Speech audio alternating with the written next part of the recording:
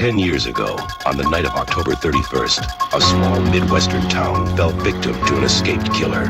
Now, Michael Myers has come home. He has returned for one more night of unholy terror. Michael! Somebody help me! He's here to kill that little girl and anybody who gets in his way. Oh, God! Who's gonna be next?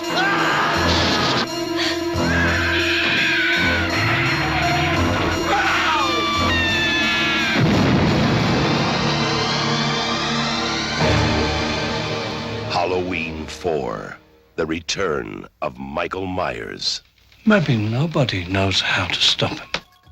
And Halloween has never been the same. Hey guys, how'd you enjoy the movie tonight? Woo! All right. How many people here, was this the first time you've seen Halloween 4? Shut up. No, I'm just kidding. Hey, I'm Red Crank, this is Zigzag from Death Proof Society.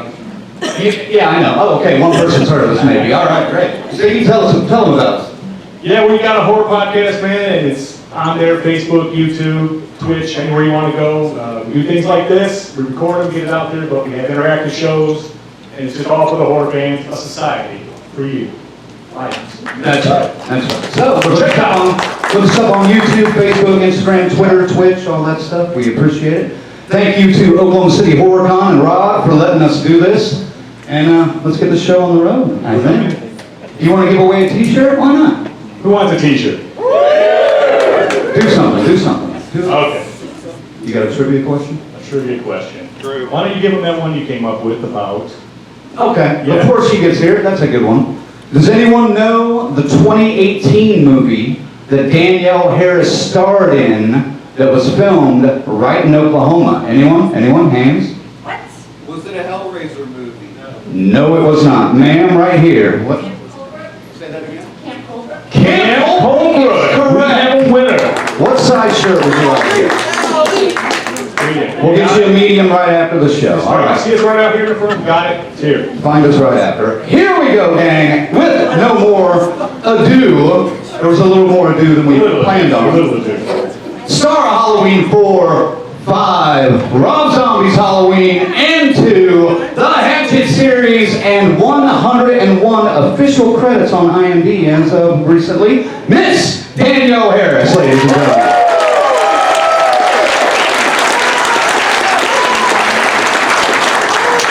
You know, you Oklahoma folks, I don't ever want to hear you complain that you don't get any cool shit here in your state. Here we go. Hi everybody. How was the movie? Okay, how many of you were seeing it in a theater for the first time? Aha. That's pretty cool, right? How many of you saw this in the theater in the 80s? Okay, not bad. It's great on the big screen, isn't it? Well, I'm happy to be here, you guys. I love Oklahoma City, so. Welcome. Let me welcome you back to Oklahoma. Thank you. Like I was mentioning when you were walking in. Yeah, I You did a filmed a movie little here. role called Camp Colbrook. Yeah. And first off, can you tell us a little bit about that experience with where you filmed, working with Chad Michael Murray, and any kind of juicy behind-the-scenes moments that might have happened? Gosh, juicy behind the scenes. Not much juice happened on that movie. Not a juicy But movie. Joe Dante was the producer, who I adore and was always a huge fan of. You know, you guys follow me, I'm like a Gremlins geek and piranha, that's why I'm scared of fish. So he produced the movie, and he actually recently found this for me to direct. So we made that connection, and he's pretty awesome. And I had a great time. We filmed, I don't even know where we filmed. We filmed somewhere out at a camp. I don't know, it obviously wasn't Colebrook. We were out there, it was probably about 40 minutes away, I think. I had a great time. I was here in August, just like it is now. I bought these boots right across the street from here, and I wear them all the time. Nice. I just went looking for other pairs, but they don't have any as cool as these, so. When you're in Oklahoma, like, what else am I gonna buy? You know? A cowboy hat. Yeah. That's the other thing. Yeah, that's right. Ziggy? All right. I'm just gonna eat popcorn while I talk. Yes, that's fine. We actually have footage of me eating barbecue in Kansas City from a couple of years ago, too. At a panel. Of course. Yes. I was eating barbecue? Yeah. I'm always eating something. Yes. Yes. It was wonderful. All right, I'm going to ask you about Mary Beth Dunstan. Yes. Dunstan. Okay, who's Hatchet fans? Don't raise your hand, be loud. Come on. Yeah! All right, spoiler alert, we got a little credit scene that showed that you did indeed survive Victor Crowley. Yes. Has there been any movement on potential sequels? Because there was all kinds of movement and words right ahead. If Yeah. it's going to come, what do you got to give us on Hatchet 5, 4, and 5? Adam tells me nothing. Kane apparently has read some stuff. So rumor has it that there's going to, maybe if we're lucky, do 2 more. I better not be handcuffed in this movie. That was awful. He always makes me do horrible things. Do you guys watch Holliston? You guys see Holliston? That threesome scene with Kane and Adam writes all kinds of naughty stuff for me to do. He's secretly, yeah. Wonder why he does that. I wonder. He may have had a childhood crush back in the 80s as well, didn't it? I'm hoping to do more though. Those movies are so great. I love that character. I love working with Kane. He's like family to me. I love Adam. So I don't love being in the swamps and getting bit by chiggers. Y'all probably know how that feels. But I am looking forward to getting back into Hatchet. Ticks, yeah, oh yeah. Deep poisoning, oh yeah. It's all glamorous. Making movies is so glamorous. Oh, yes. Especially in camp settings, in the woods and all that. Yep. All right, a couple years ago, you nearly broke the internet by joking around that you would be interested in joining the new Blumhouse Halloween films. Granted, that's probably not going to happen because of the timeline that they've basically erased. Yeah. But what would you, have they approached you about any kind of cameo or anything? All right, so Jason Blum, if you haven't watched this, get your shit together, man. Jesus Christ. I've talked to them on the phone and just let them know, like, I'll do anything. I think it'd be cool if I like worked at a supermarket or something and Jamie Lee came by and I checked her out, like, I don't know, just something just for the fans. But sometimes studio executives don't really get it, I was bummed I wasn't as bummed for H2O when she had a son because she had a son. But when she had a daughter now, I was a little bit more bummed out. Oh yeah, I totally would have done it.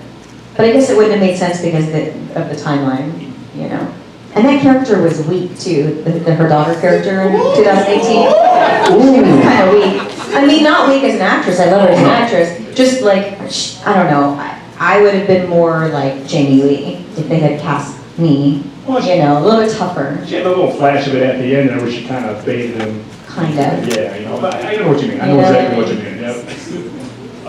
Okay, let's go back to, we're at Crypticon in 2019, and some people were just saying, hey, you said something, another post, like, how about a fan film with Jamie Lloyd, And then now more recently with things like Never Hike Alone, and then we have Dylan's New Nightmare coming, 2 fan films, but these look fantastic. They look like top productions. I don't know if you've seen them. I have not. Okay, highly recommend it. They're very good. But do you think that would be something, has anyone approached you even to do something like a fan film with?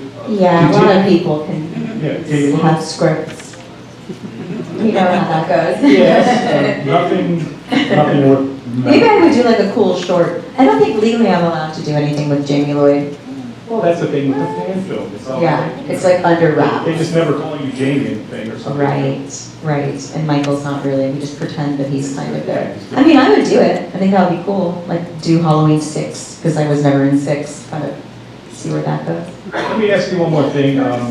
Halloween 4. Yeah, we just saw it. And, when it rebooted the series at that time, everyone was glad to see it, and then Halloween 5's announced. I'm like, okay, great. Now, it ended Halloween 4 with you in the new Michael Myers and Loomis tormented, and it's all starting over again. Yeah. How did you feel when you read the script for part 5 and it didn't really acknowledge that at all? It just says, oh, she had a breakdown, but she's fine. I think I was more weirded out that I wasn't speaking. I don't think I understood why I was learning sign language. It was really weird. But I mean, realistically though, you guys, would I have come back as the killer? Like, how stupid would that have looked? No, but some more work with, Loomis helping you come back would have been cool, I think. That's what I think. Something could have been different, definitely. I mean, I think Halloween 5 is a good movie. Oh, yes. If it hadn't followed Halloween 4. Just by itself, it's pretty cool. That's a good point. But Halloween 4 is so great and so true to the franchise. And then 5 was just a little bit more artsy and different. So, and they killed Rachel. Well, you know. and for me, I'm sorry, but the mask didn't help with that one. You know what I mean? You know, it was just too soon. I think they just, I don't know what happened. All right. Well, guys, who's got some questions out there? You gonna do that? All right. This guy over here. I'm gonna give this to you, and yeah, let's go ahead and start a line over here with you guys if we can. Who's coming to the convention this weekend? You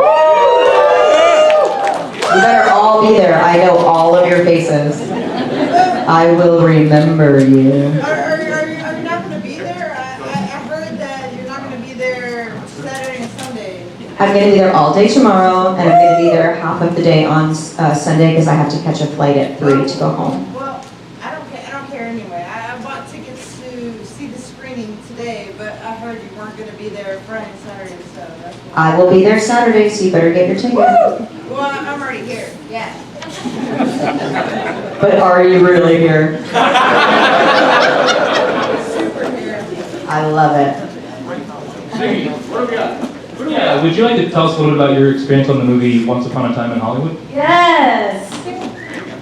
Okay, so I was on vacation. I've known Quentin Tarantino for a long time. I have a funny story. I'll tell you guys how I know him. I haven't really told this story very much.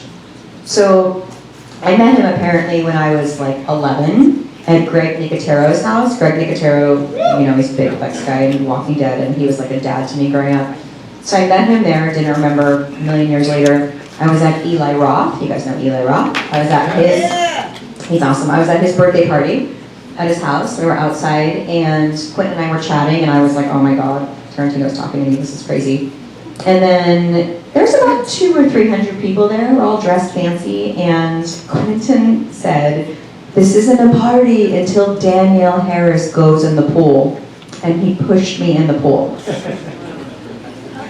All dressed up, in the deep end. I was purse, boots, dress, makeup, everything, phone, soaked. So he jumped in after me. So it was like a little fun thing, and actually he took me shopping to replace the things that I had ruined. And I got way nicer stuff than what I ruined, that's for sure. Of course, he bought me shoes. You guys know he likes shoes. I'll take those shoes. And we became friends. So we became friends over the years, and we talked all the time. We had Cinco de Mayo parties together, and he introduced me to a lot of movies on film at his house that I hadn't seen before. And I watched From Dusk Till Dawn with him because I hadn't seen it. And I was sitting on the couch next to him in his house. We might have been smoking weed, I'm just saying. And he said, oh my God, I can't believe I'm sitting with Danielle Harris watching my movie. I was like, I can't believe I'm sitting on Quentin Tarantino's couch watching her movie. It was so surreal. So we became friends. So then, years and years go by, and we, lose touch and stuff. And then I hear he's doing this movie about the Manson girls. And I was like, oh my God. So I emailed him and said, I just want you to know, and I never do this, I would love to do anything in it. And then I didn't hear back anything. And time went on, and I was like, oh my God, all these big celebrities are getting cast. This is a really big movie. Didn't hear anything. And then I was on vacation, and I was 5 months pregnant, and got the call that he wanted me to come in and read. But perfect timing, right? But I was pregnant. So I couldn't do the role that he originally wanted me to do. So anyway, that kind of went out the window. And then he emailed me back saying, who's the lucky bastard that knocked you up? I was like, my husband. So I ended up going to casting anyway when I got back because she wanted just to see how big I was, and the reason why he was concerned was because the movie was shooting over like a 5-month time period, and they were like, well, we don't know when we're gonna do the Spawn Ranch stuff, and God forbid, we start and then she, pregnant, like the belly grows. So I told him that I was due on October 3rd, I think it was. So he ended up just giving me a role, said he was gonna write something for me, and he booked me until October 2nd. That's why I'm gigantic in the movie, because I think he was trying to get me to have the baby on film.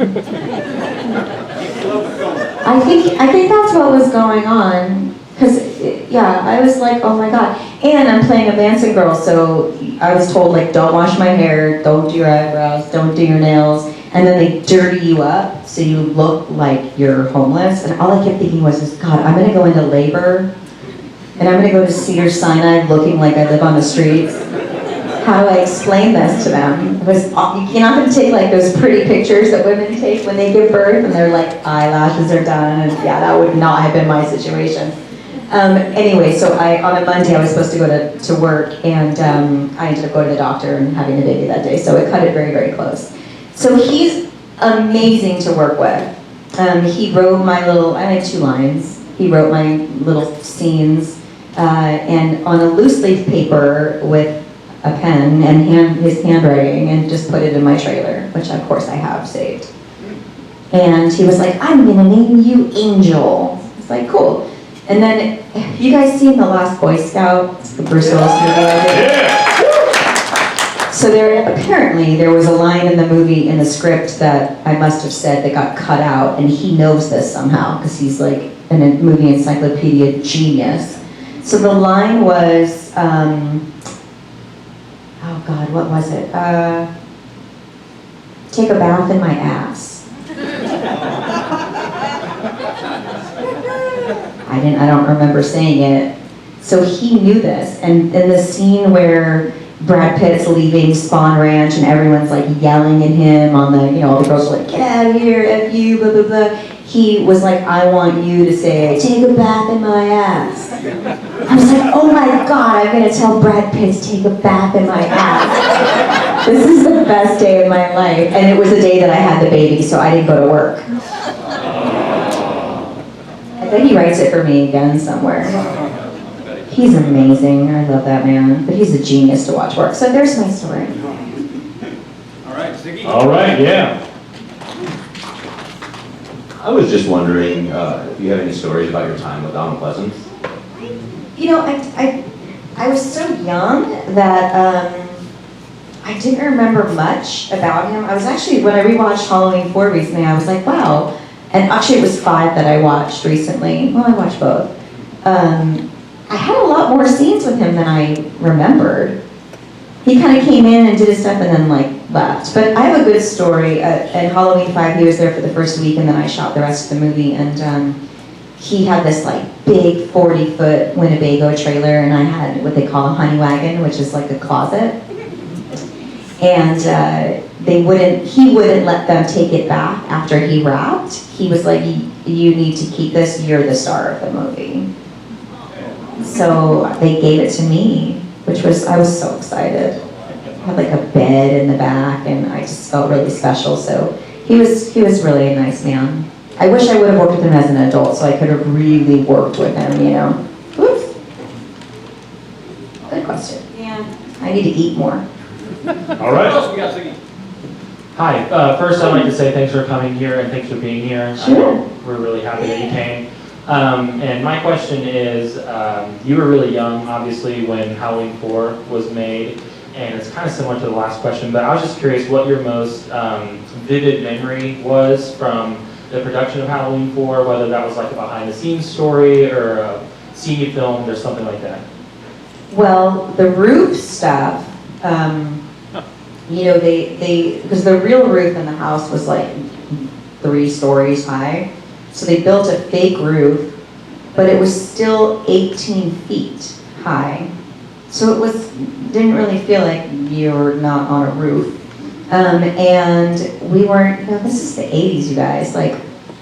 We were not harnessed. We weren't like, I was literally just holding on to Ellie Cornell's back. And Practical effects. it was just real. I mean, she had those awful penny loafers on, or those, whatever those shoes were, that were like wood bottoms. And this, I remember the slate on the roof was just frozen over because it was April in Utah and it was really cold still, and it would like get moist and then freeze. And oh my God, she slipped and cut her stomach open. And I mean, there was a lot of, they took a lot of chances with that movie. So I did most of my own stuff, except they wouldn't let me kill my mom. That's the only scene they wouldn't let me do, was the stabbing. But then they poured blood all over me afterwards. Put me at the top of the stairs with the scissors. So, but it was great. I mean, it was my first movie, you know, it was a great start my career. I mean, look how many years is that? It's a long time. We're still talking about it, so. I'm happy we have some time. You also celebrated your 11th birthday with Halloween 4. I did. And your 12th birthday. I think I celebrated 11 through like 23 on different projects. Were those parties fun on those sets? No, because it's like 4 in the morning when you break for lunch. You know, so lunch on a set is 6 hours after your call, essentially, and you're working night, so you know, you're coming in really late, and then it's always the middle of the night.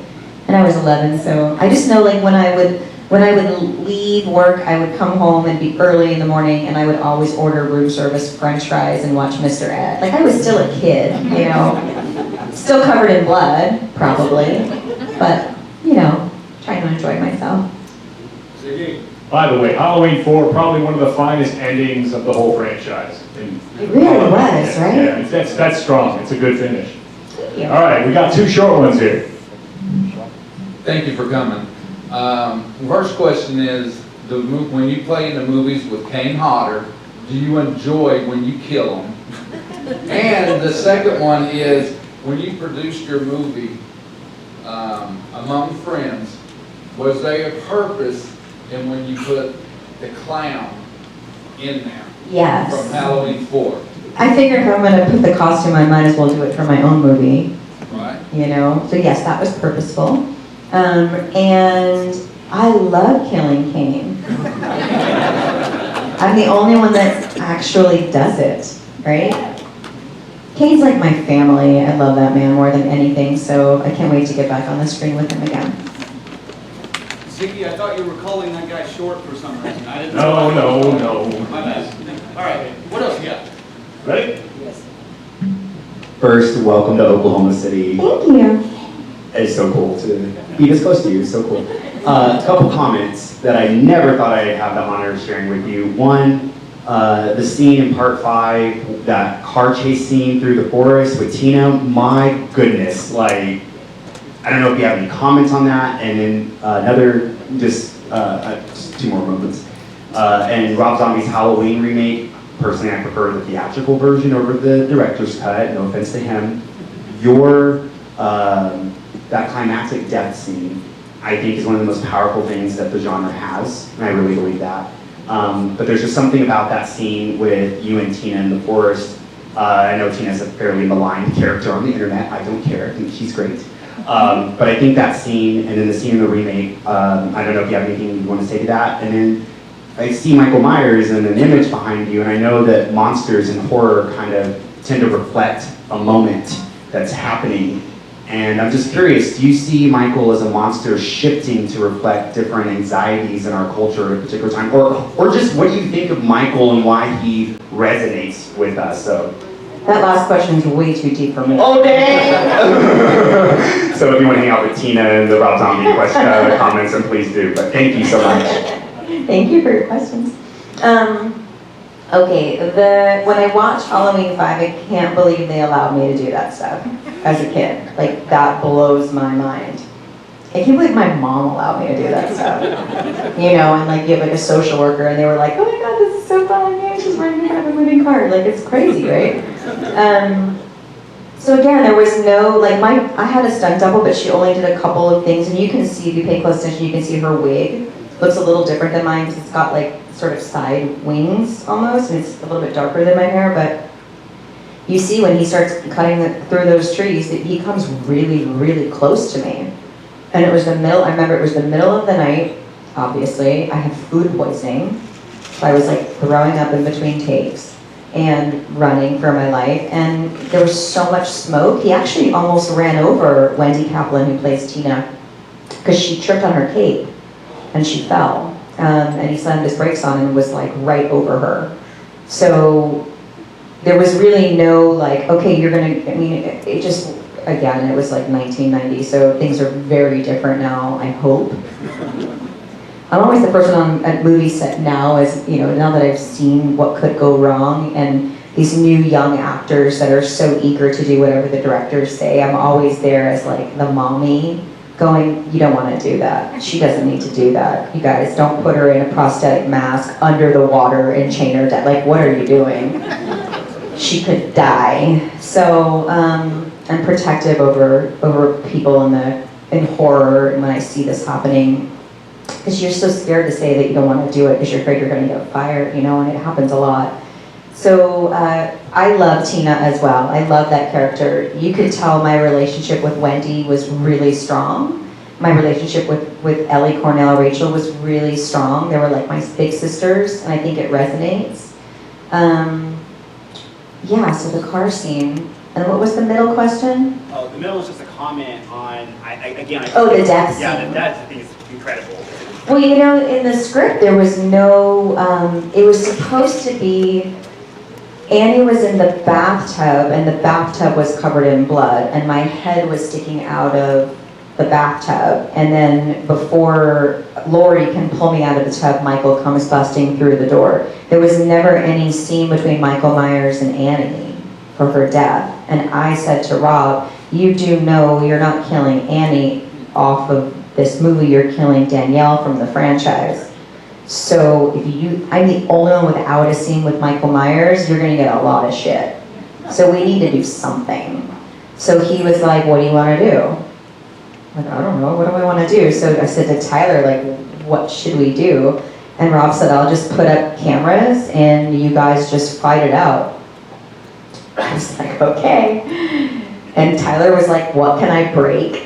What dresser can I throw through the wall or at her? What are my, like, what's a safe word? And we worked it out, and he just shot it, and we had that fight that was little montages, you know?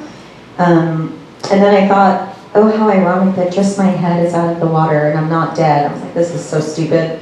So that's why I chose to not be in the water and be on the floor. And have that moment with Lori that I felt was really important to have before they killed me off.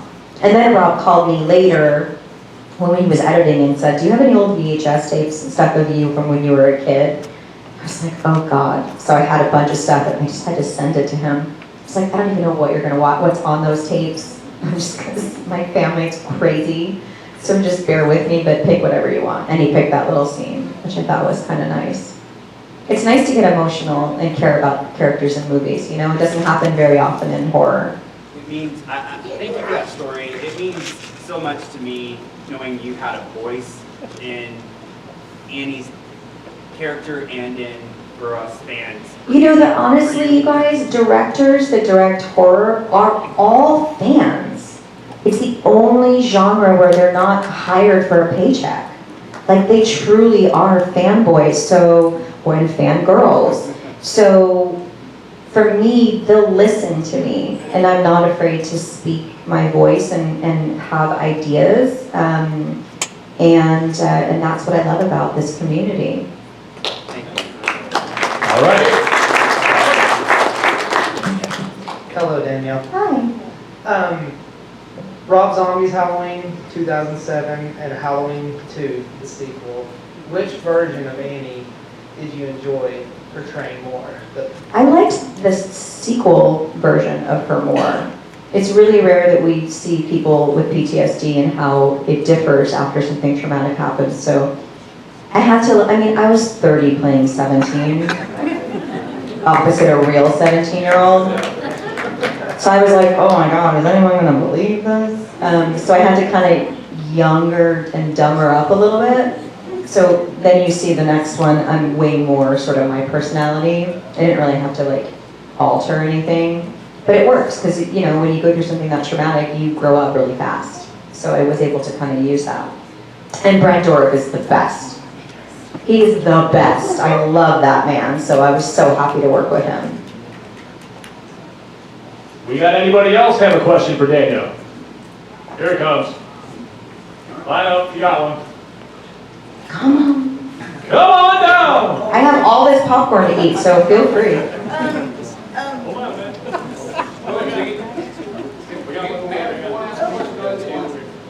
I actually have a non-horror related question. You were in a Steven Seagal movie called March for God. Yeah. Which I love, unfortunately. I just was wondering if you had anything ridiculous or troubling to talk about regarding Steven Seagal. Make sure that video camera's on.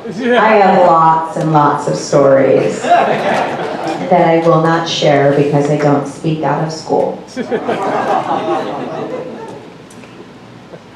I'm sure everything you've heard is true and then some. He was very nice to me. All right, ready? Oh, I was just gonna say, like, hey, welcome to Oklahoma. And yeah, we're super excited to have you. Thank you. And yeah, what do you think about Oklahoma? What do you think about Oklahoma? Oh, I love Oklahoma. I think it's great. I think I'm gonna move here. I'm looking at property right now. I love it. Hey, big fan. I just wanted to ask, it's also a non-horror question, but my introduction to you was Last Boy Scout. So if you had anything that was, I can't imagine what it's like to work between Damon Wayans and Bruce Willis. Do you have anything that was a... Damon Wayans is amazing. I will leave it at that. That's all you do here. Thank you so much. That was a great movie. Tony Scott, so God rest in peace, but he was, I just love that man. He was great. I've been really lucky to work with some really great people. There's a couple of bad apples in the bunch, but not very many. Maybe like 3 in my whole career that I'm like, I don't want to look at that person again, but I've had a really good experience so far. Thank God. Well, I watched Shiver for the first time yesterday. Oh, nice. Would you walk with John Jarrett again? Oh, yeah, I love John Jarrett. Yeah, He like had a really seeing hard Wolf time. Creek. He's so good. Oh, yeah. I was so excited that he was cast in that. I knew he was cast before I was. He's great. That movie was really hard to do. That character was all that stuff. And John's got daughters, so for him to have to do those scenes where he's like trying to rape me and have me tied up, it took a toll on him. He was having a hard time kind of shaking it off at the end of the day. That's the only movie that I had a hard time kind of getting out of at the end of the day. It was pretty intense through most of the shoot. But I liked it. It was kind of like 80s detective, a little cheesy, but I thought overall I liked the performances. Let's do one more over here. We got one more. 2 more. We got 2 more. 2 more over there. And then 2 more. First off, big fan. I saw this movie when I was 10 and it gave me anxiety attacks because Michael Myers was trying to kill a kid my age. Yes. But one thing I was curious about, was there ever a point that they were trying to make with the blonde Michael in the school? Because they had the regular one and then they had the blonde. I think it was just a fuck up. I remember seeing it going, why is this mask, why does it have blonde hair? Somebody the other day that I was talking to thought that it was from the fire extinguisher. I was like, no. It didn't turn white from the fire extinguisher in the school. When Rachel comes in and it's like, shh. I think it was just a mess up. But it's kind of cool, right? Because we all look for it every time the movie comes out. We're like, there's the mask, there's the blonde hair, there's the blonde hair. We'll never unsee it again. It's true. Brad Harden said they didn't paint it. Brad Harden said they didn't paint it before they shot the scene. Aha. There's all kinds of stuff that I'm not privy to. Hi. Hi. So we all love Halloween, but the main question is, can we get a Wish Upon a Star sequel? Oh, I wish. I wish for Wish Upon a Star. How great is that little movie? It's so cute. That movie is the movie that was like 10 years it ran and ran and ran. Before Katherine Heigl was a big star. But yeah, it's I love that it's like a fan favorite. People love that. Disney Channel, they don't make movies like that anymore, you know? That was a good one. Minus the dominatrix dancing on the table. That was a little weird, but the rest of it. Oh my god, I was so embarrassed. All right, guys. Before any of you guys leave the theater, after we ask this last question, let me let Danielle get out so she can get to her table, because I know a lot of you probably want some signatures and autographs and photos after this. So, last question, really simply. You mentioned it in your first question or answer, I believe. You're afraid of fish. What is the scariest fish? I don't like any fish. I mean... Why, though? Unless I don't know. I think piranha messed me up. The movie? The movie. Okay. I saw it way too young, and I think it just messed me up. I mean, I don't know. I would never go scuba diving. I saw this little trivia bit about you on the internet recently, doing some research, and I was like, really? This is Yeah, it's fish. I mean, I like snorkeling. I'm cool looking at them from way up above. If they're way below, like in a reef or something, it's kind of interesting, because I do like the water, but if they come near me, like I'm the girl that I go into the water and it's knee deep and there's one little fish like this and I'm screaming like it's a shark. So ridiculous. So, no fish at the table during the Oklahoma City Horror Con, guys. Thank you. All right. And elevators, I don't like elevators either. All right. Well, Danielle, this has been a pleasure. Guys, make sure to say thanks to her. And we'll see you after the meeting. Hope to see you guys tomorrow. Yeah, let her get out of here in a little bit.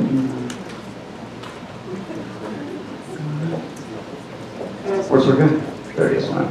He's wearing all black. I can't see him. All right. Guys, thank you for coming out. Oh, what? Square working? Danielle, did you get your square working? I'm working on getting it working. You heard her. There you I go. just have to put it in manually because I forgot the stupid thing. Ah, okay. Well, there you go. But I'll have it tomorrow at the show. I got so excited for a minute. I thought somebody had a question for us. I was like, what the hell? All right. All right, man. Guys, signatures, photo opportunities are out in the lobby for I'm not sure exactly how long. So enjoy it, and we'll see you at Oklahoma City's Horror Con at Remington Park tomorrow night. Thanks for coming out, everybody.